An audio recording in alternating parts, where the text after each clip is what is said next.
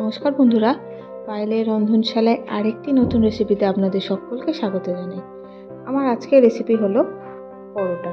যে পরোটাটা পুর না ভরেই খুব সুন্দরভাবে বানিয়েছি, কোনো রকম ঝামেলা ছাড়াই। প্রথমে একটু আলু সেদ্ধ করে নিয়েছি, দুটো মিডিয়াম সাইজের আলু। এই আলুটা আমি ভালোভাবে গ্রেট করে নিলাম। গ্রেট করে নেওয়ার পর এর মধ্যে আমি কিছু মশলা দেব। প্রথমে দিয়ে দিলাম একটু জোয়ান, তারপর দিয়ে দিচ্ছি একটু নুন স্বাদ মতো, তারপর দিয়ে দিলাম গোলমরিচ গুঁড়ো,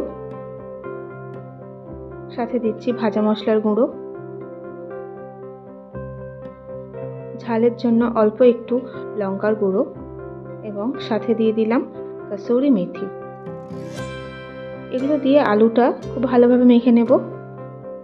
একটু তেলও দিয়ে দিলাম, সাদা তেল দিয়ে আলুটাকে মশলার সাথে খুব ভালোভাবে মিশিয়ে নেব। আলুর সাথে মশলাটা মিশিয়ে নেওয়ার পর আমি ওই আলুর মধ্যে দিয়ে দিচ্ছি অল্প অল্প করে আটা। আপনারা চাইলে ময়দাও ব্যবহার করতে পারেন। এই পরোটাটা খুব ঝটপট হয়েও যায় এবং খেতে খুব টেস্টি। আলুর পরোটা পুর ভরে বানানোর সময় পুর বেরিয়ে যাওয়ার চান্স থাকে, কিন্তু এইভাবে বানালে কিন্তু টেস্টও ভালো হয় এবং পুরও বেরিয়ে যাবে না, আলুর পরোটার মতোই টেস্ট হবে। অল্প সামান্য জল লেগেছিল এটা মাখতে, অল্প সামান্য জল দিয়ে আমি আটাটা মেখে নিলাম আলুর সাথে। এরপরে আমি অল্প একটু সাদা তেল দিয়ে এটাকে রেস্টে রেখে দেবো প্রায় 15 থেকে 20 মিনিট। গায়ে একটু তেল মাখিয়ে রেখে দিলাম, দিয়ে এটা চাপা দিয়ে 15 থেকে 20 মিনিট আমি রেস্টে রেখে দেব। পুরো 15 মিনিট পর আমি ফিরে আসছি। এবার আমি পরোটাগুলোকে বানিয়ে নেব। আমি অল্প সামান্য আটা দিয়ে দিয়েছি, এটা লেচি কাটার জন্য অল্প সামান্য আটা একটু ছড়িয়ে দিয়েছি যাতে হাতে লেগে না যায়। এবার আমি লেচিগুলো কেটে নিলাম, একটু বড় বড় করেই লেচি কেটে নিয়েছি।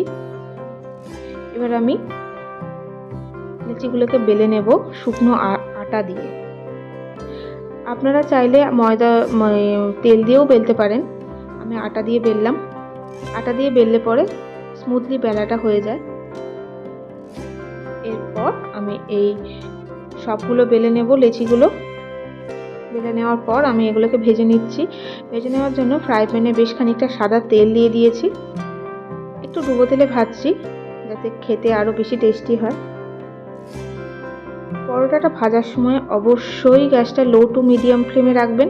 হাই ফ্লেমে দিলে পরে পরোটাটা তাড়াতাড়ি পুড়ে যাবে চারদিক দিয়ে, কিন্তু মচমচে হবে না। আমি লো টু মিডিয়াম ফ্লেমে একটু সময় নিয়ে আস্তে আস্তে পরোটাটা এপিট ওপিট ভালোভাবে ভাজছি। পরোটাটা এপিট ওপিট ভালোভাবে লাল লাল মতো করে ভেজে নেওয়ার পর আমি তুলে নিচ্ছি। আমি একে একে সব পরোটাগুলো ভেজে নিয়ে ফিরে আসছি। সব পরোটাগুলো আমার ভাজা হয়ে গেছে, দেখতে খুব সুন্দর হয়েছে এবং খুব টেস্টি হয়েছে এবং নরমও হয়েছে পরোটাগুলো। খুব জলদি এই বাচ্চাদের টিফিনে হোক বা রাতে ডিনার এটা বানিয়ে নেওয়া যেতে পারে। মশলাদার আলুর পরোটা। রেসিপিটা ভালো লাগলে অবশ্যই ভিডিওতে লাইক করবেন। সবাই সুস্থ থাকবেন, ভালো থাকবেন।